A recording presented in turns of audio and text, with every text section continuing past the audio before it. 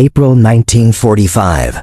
A field hospital near the Elbe River. American sector. The canvas tent rippled in the cold spring wind. Inside, the air smelled of iodine, blood, and unwashed wool. Cots lined both sides of the makeshift ward, each bearing a broken body pulled from the chaos of Germany's collapse. The war was dying, but it still fed on flesh. Lieutenant Martha Henley, Army Nurse Corps, moved between the wounded with practiced efficiency. Her hands steady even as her mind catalogued the horror. Shrapnel wounds. Frostbite. Faces too young to wear such exhaustion. In the far corner, partially screened by a hanging blanket, lay a patient who didn't fit the pattern. A woman, perhaps 22, perhaps older, war-aged people in ways that confused the eye. Her uniform, torn and mud-caked, bore the insignia of the Nachrichtenfeldfern, the German Women's Auxiliary Communications Unit. She'd been pulled from an overturned supply truck 3 days prior, her leg fractured in 2 places, her collarbone shattered. The medics had debated even bringing her in. Resources were scarce. The flood of casualties was unending. But Captain Morrison had made the call. "She comes with us." Martha approached with a metal tray, fresh bandages, sulfa powder, a syringe of morphine. The woman's eyes tracked her movement with the alertness of a trapped animal. Her breathing quickened. When Martha reached for the blanket to check the leg splint, the woman's hand shot out, fingers closing around the nurse's wrist with surprising strength. "Bit," she whispered. Her voice cracked. "Bit. Ruffin C. Nick Diandarin. Please. Don't call the others." Martha froze. The woman's grip trembled, but didn't release. Her eyes, pale blue, red-rimmed from pain and sleeplessness, held something beyond physical fear. It was the look of someone who had already died once and couldn't bear to do it again. "Nick Diandarin," she repeated, barely audible. "Don't call the others." The words hung in the antiseptic, air like smoke from a distant fire. To understand the terror in that German woman's plea, one must first understand what she expected to find in American hands. By April 1945, the Wehrmacht was a skeleton. The 1,000-year Reich had lasted 12. Germany's cities were rubble fields. Her armies, once the most feared mechanized force on earth, now consisted of old men, boys, and the remnants of divisions bled white on 2 fronts. But the propaganda machine, even in its death throes, still functioned. Minister Goebbels had spent years crafting a narrative of the enemy, particularly the Western Allies, and most especially the Americans. The official line was calibrated to inspire resistance through fear. Leaflets dropped over collapsing German positions warned soldiers of Anglo-American terror bombings and Jewish Bolshevik revenge. Radio broadcasts painted the advancing Allies as a mongrel horde bent on extermination. But there was a specific, darker thread woven through the messaging directed at German women. Since 1944, as the fronts closed in, Nazi propaganda had increasingly focused on what would happen to German women if they fell into enemy hands. The Völkischer Beobachter published lurid accounts, most fabricated, some exaggerated, from isolated incidents of mass rapes by Allied forces. Posters in public squares showed shadowy figures in American helmets looming over cowering women. The message was clear and repeated. Surrender meant degradation, violation, death. For women in uniform, the fear was even more acute. The Nachrichtenfeldfern, the Luftwaffenhelfern, the scattered female personnel of the collapsing Reich, they existed in a peculiar space. Not quite soldiers, but not civilians either. They had worn the uniform. They had served the state. What mercy could they expect? The woman in Martha Henley's ward had spent 3 years operating radio equipment for Wehrmacht communication networks. She had relayed orders that sent men to die. She had encoded messages about troop movements, supply lines, artillery coordinates. Whether she believed in the cause or simply did her duty was now irrelevant. She had been part of the machine. And the machine had told her, over and over, what capture would mean. So when the American truck found her in the wreckage, semi-conscious and broken, some part of her mind registered not rescue, but the beginning of the punishment she'd been promised. 3 days in the field. Hospital had done little to ease that certainty. The Americans had set her bones, given her morphine, kept her alive, but she waited. waited for the moment when the pretense would end. When they would come for her. Martha Henley had heard the stories too. Though from a different angle, she'd been with the 5th Evacuation Hospital since the Normandy breakout. Moving through France, across the Rhine, into the heart of Germany. She'd seen what war did to bodies. She'd held down screaming men while surgeons amputated without adequate anesthesia. She'd written letters home for soldiers who couldn't hold a pen. She'd watched boys die calling for their mothers, and she'd seen the enemy up close. Wehrmacht prisoners came through the ward regularly, wounded in the same battles that wounded her boys. At first, it had felt strange, wrong even, to care for them with the same hands that cared for Americans. But the work had a way of eroding ideology. Pain was pain. A shattered femur didn't care about nationality. Still, the female prisoners were different. They were rare. The Germans had kept their women mostly out of combat zones, though that distinction collapsed in the final months. When they did come through, they were often in shock. Not just from their wounds, but from terror of what they assumed would follow. Martha had learned a few words of German out of necessity. Wasser, Schmerz, Hilf, water, pain, help, now. Looking at the woman whose fingers still gripped her wrist, she tried to summon the right phrase. "You're safe," she said slowly, though she knew the woman likely didn't understand. "No one will hurt you." The woman's expression didn't change. If anything, her grip tightened. Martha glanced toward the tent entrance. She could call for help. There was a German-speaking medic, Private Kaufman, somewhere in the compound. But something in the woman's eyes stopped her. The plea had been specific. Don't call the others. Not don't call for help. Don't bring anyone else. She thought of her own fear, the kind that lived under the surface of competence and routine. The fear that came at night when the artillery was close. The fear that maybe you'd lose it, crack, fail when someone needed you. Fear that made you small and desperate. She set down the tray slowly, careful not to make sudden movements. Then she placed her free hand over the woman's, gently, and met her eyes. "It's all right," she said softly. "Just me. I'm not calling anyone." She didn't know if the tone carried across the language barrier, but she felt the grip loosen slightly. The morphine worked slowly. Martha administered it with the patient still half-tensed, waiting for betrayal. But gradually, the drug's weight pulled the woman down into something resembling rest. Her breathing evened. Her hand slipped from Martha's wrist. Martha worked quickly, checking the splint, changing the soiled bandages on the collarbone wound. The woman had been lucky, if luck meant anything in such a context. The fractures were clean. No infection yet. She'd live, though she'd carry pain for months. As Martha worked, she found herself wondering about the woman's life before this. Had she volunteered or been conscripted? Did she have family? A husband at the front, perhaps dead now? Parents in a bombed-out city? The face was young but worn, the hands calloused in ways that spoke of more than radio dials. There was a photograph tucked into the woman's jacket pocket, creased and water-damaged. Martha had seen it when they'd cut away the uniform to treat the injuries. A family portrait, the woman, younger, in civilian clothes, standing with an older couple and a little boy. All of them smiling.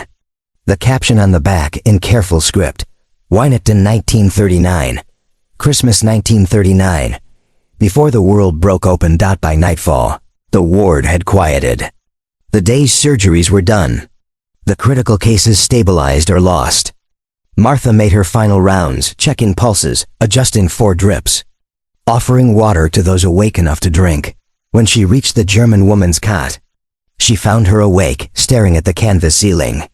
The morphine had worn to a dull edge. Pain lingered in the tightness around her eyes, but the terror had receded slightly. Martha held up a canteen. "Water?" The woman hesitated, then nodded. Martha helped her sit up enough to drink without choking. The woman sipped carefully, as if even this small kindness might be a trap. When she was done, she looked at Martha directly for the first time with something other than fear. "Danke," she whispered. "Thank you." Martha nodded. She pulled up a wooden stool and sat, not close enough to crowd, but near enough to be present. For a long moment, neither spoke. Then the woman spoke again, haltingly, in broken English. "You, not..." She struggled for the word. "Not Schlecht, not bad. Martha felt something catch in her chest. No, she said gently. Not bad. The woman's eyes filled. She turned her face away, but not before Martha saw the tears. The next morning, Captain Morrison made his rounds. He was a wiry man from Ohio, a surgeon who could work miracles with a scalpel and sardonic humor. He stopped at the German woman's cot, reviewed Martha's notes, checked the splint. She doing all right, Hemley? Yes, sir, stable. She need to be moved to a POW hospital soon. Morrison nodded. Yeah, transport's coming through tomorrow. She go with the next batch. He paused, studying the woman's face. She say anything? Not much. She was afraid at first. Thought we'd... Martha trailed off. Morrison sighed. Yeah, they all think that. He looked tired. Can't blame them, I suppose. God knows what their brass told them we'd do. He clicked his pen, made a note on the chart. Well, she's lucky. Could have died in that truck. Could have been left there. He handed the chart back. Make sure she gets a decent meal before transport. She looks half-starved. After he left, Martha sat with the woman again. This time, she brought extra rations, a can of peaches, a chocolate bar from her own kit. Luxuries in a world of scarcity. The woman stared at the food as if it were an illusion. When Martha opened the can and handed her a spoon, she ate slowly, deliberately. Tears running silently down her face. The record of German POWs in American hands tells a story that contradicted everything the Nazi state had promised its people. Between 1943 and 1945, the United States captured over 400,000 German soldiers. They were housed in camps across the American homeland, Texas, Oklahoma, Kansas, even as far as the forests of Maine. The International Red Cross inspected these facilities regularly. Mortality rates were low. Rations, while not extravagant, exceeded what many Germans had seen in their own army by 1944. Photographs from these camps show men playing soccer, building model ships, attending classes, working in fields and factories under supervised conditions, earning small wages. It was surreal, almost obscene in its ordinariness. The enemy, housed and fed and allowed to live while their own country burned. This was not mercy born of softness. It was policy rooted in American pragmatism and a particular vision of how wars should end. The United States had signed the Geneva Conventions. It intended to honor them, not out of naive idealism, but because it understood the value of legitimacy. Treating POWs well had strategic benefits. It encouraged surrender, undermined enemy morale, and positioned America as the moral superior to both Nazi Germany and the Soviet Union. But it was also something else. Something harder to quantify. A belief, perhaps arrogant but deeply held, that America's abundance and democracy were self-evident truths. That anyone exposed to them would recognize their superiority. The POW camps became, in an odd way, showcases.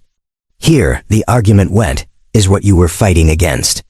Look at it, it doesn't look so terrible, does it? For the captured, the cognitive dissonance was profound. Men who had been told they would be tortured found themselves playing cards with guards. Women who expected assault found nurses who treated their wounds with the same care given to American soldiers. The gap between expectation and reality created a kind of psychological whiplash. Some rejected it, clinging to the old ideology. They called the good treatment a trick, a temporary deception before the real punishment began. Others, slowly, began to crack. Began to wonder if maybe, just maybe, they had been lied to about more than just this.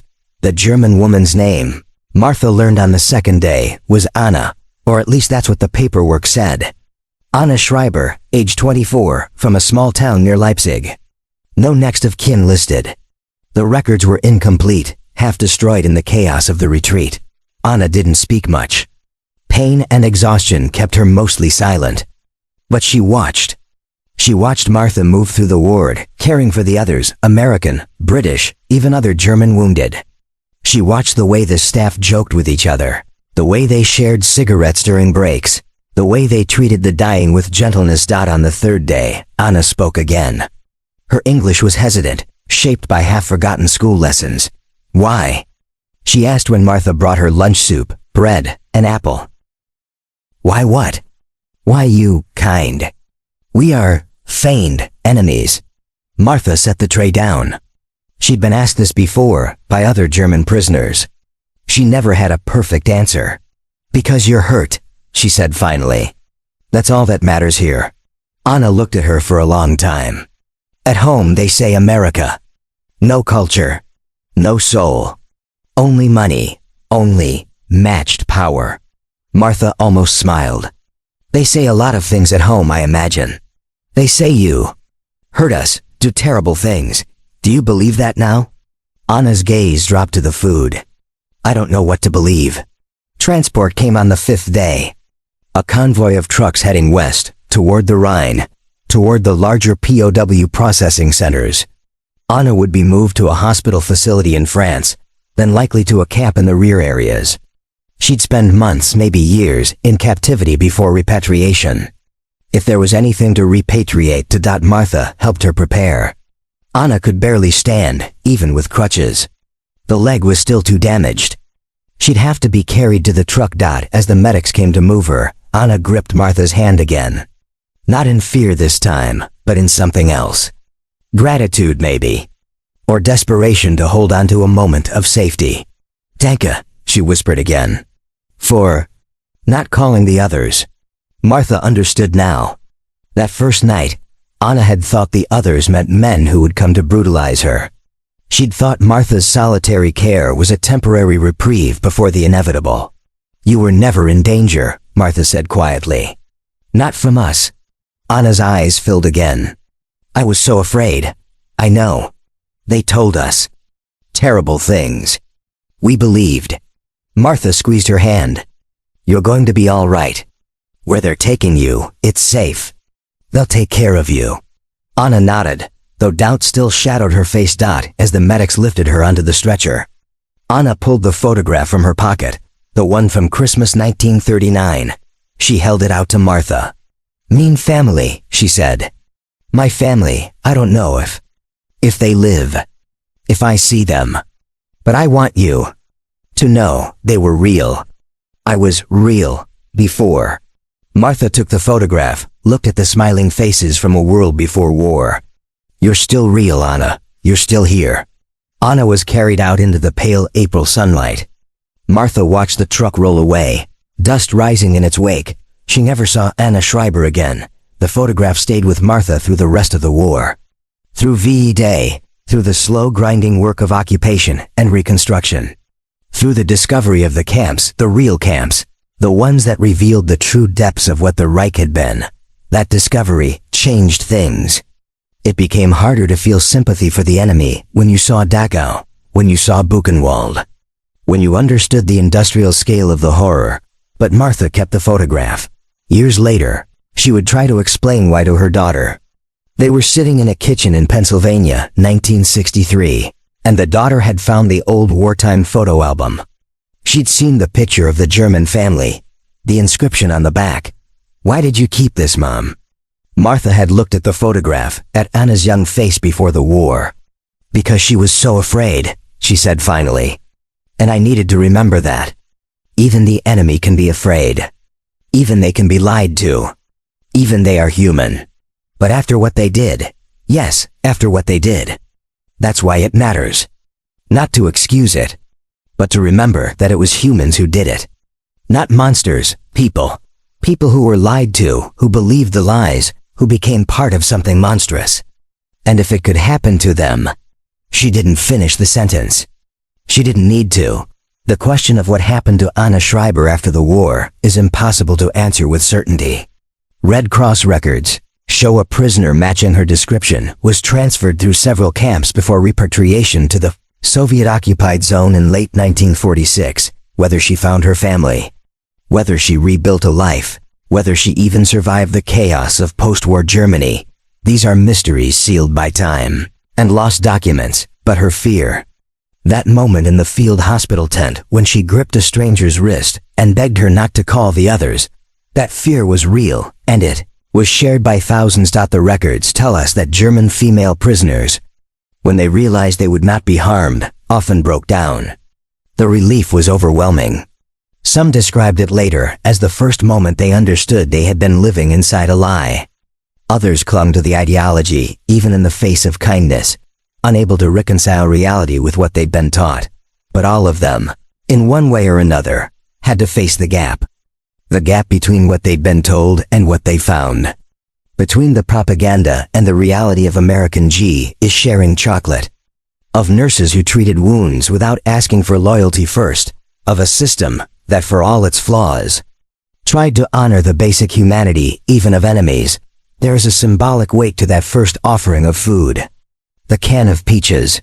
The chocolate bar. Small things, trivial in isolation.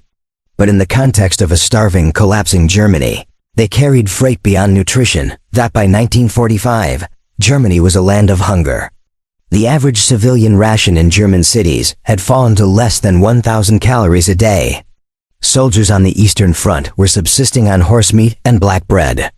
The once mighty Wehrmacht was held together by fumes and fanaticism. And then, in captivity, they ate better than they had in a year. The symbolism was not lost on the prisoners. Here was abundance, the thing America had always boasted of, made manifest in spam and canned goods. Here was the proof that the American system, for all its chaos, produced more. More food, more medicine, more resources. It was a kind of soft warfare, as effective as any battle. You cannot maintain faith in a system that starves you when your captor feeds you. You cannot believe in the righteousness of your cause when the enemy shows you mercy you were promised they'd never give. The chocolate bar was more dangerous to Nazi ideology than any bomb. Because it revealed the lie. It made propaganda into tangible falsehood. Anna, eating peaches, crying as she did, was not just a woman relieved to be alive. She was a crack in the foundation. A small, human moment that testified against everything the Reich had built on. The broader story of German POWs in American hands would take years to fully unfold. After the war, many of those prisoners returned home and told stories. Stories of abundance, of fairness, of a system that, while imperfect, functioned. These stories contributed to the rapid ideological reorientation of West Germany, the embrace of democracy. The alignment with the West during the Cold War. It is impossible to draw a straight line from one nurse's kindness to the Marshall Plan or the Wirtschaftswunder wonder. History is too complex, too multi-causal. But small acts accumulate. Small moments of humanity, repeated thousands of times, create a narrative. And narratives shape nations. The woman who feared calling the others became one small thread in a larger tapestry. A thread that testified to what happens when expectations meet reality, when propaganda meets lived experience. Martha Henley returned home in December 1945. She'd been overseas for 18 months. She'd seen the worst that humans could do to each other. She'd also seen, in flashes, the best. The medic who ran into fire to pull out a wounded German. The surgeon who worked 20 hours straight because the wounded kept coming and he couldn't stop. The chaplain who held the hands of dying boys and told them it would be all right, even when it wouldn't. She married, had 3 children, became a school nurse in a quiet Pennsylvania town. She rarely spoke of the war. When pressed, she'd mention the long hours, the cold, the terrible efficiency you learned when supplies ran short. But sometimes, late at night, she'd take out the photograph. Christmas 1939. A family smiling, unaware of what was coming. She'd think of Anna, gripping her wrist. Terrified beyond measure of what she believed Americans would do. And she'd think of how much of history is shaped not by grand strategies or ideologies, but by small failures of imagination. The failure to imagine the enemy as human. The failure to imagine that the stories you've been told might be lies. The failure, sometimes, to imagine that kindness could still exist in the wreckage of war. There is no monument to moments like this. No plaque commemorating the German woman who feared American nurses, or the nurse who offered her peaches. History remembers the big things, the battles, the treaties, the turning points. But history is also made of these small things. The instant when fear meets reality and breaks. The moment when someone expected cruelty and found instead a hand offering water. These moments don't change the outcome of wars. Germany still fell. The Reich still collapsed into deserved ruin. Justice, such as it was, still came, but they changed something else. They preserve, in the midst of mechanized slaughter and industrial hate, the stubborn fact of individual humanity. They remind us that even in the worst circumstances, even between enemies, the possibility exists for small acts of decency. Anna Schreiber begged an American nurse not to call the others because she had been taught that Americans were monsters. She had believed it with the certainty of someone whose entire world confirmed the belief. And then she was offered peaches. That gap between what she believed and what she experienced was the space where ideology began to die. Not immediately, not completely, but the crack was there. In the end, that's what the war was fought for. Not just to defeat armies, but to prove that there was another way. That democracy, for all its mésalliances, produced not just wealth, but a kind of fundamental respect for human dignity. That American abundance wasn't just material, but moral. It was a flawed vision. America's own history of injustice, of exclusion, of violence, complicates any triumphalist narrative. The world after 1945 was not a utopia. The Cold War brought new horrors. The atomic age cast its shadow, but in that tent. In April 1945, when a terrified woman whispered, "Please, don't call the others," and a tired nurse said, "You're safe," something true was spoken. Something that mattered, even if it couldn't fix everything. Freedom is not the absence of fear. It is the presence of the possibility that fear might be unfounded. That the monster you were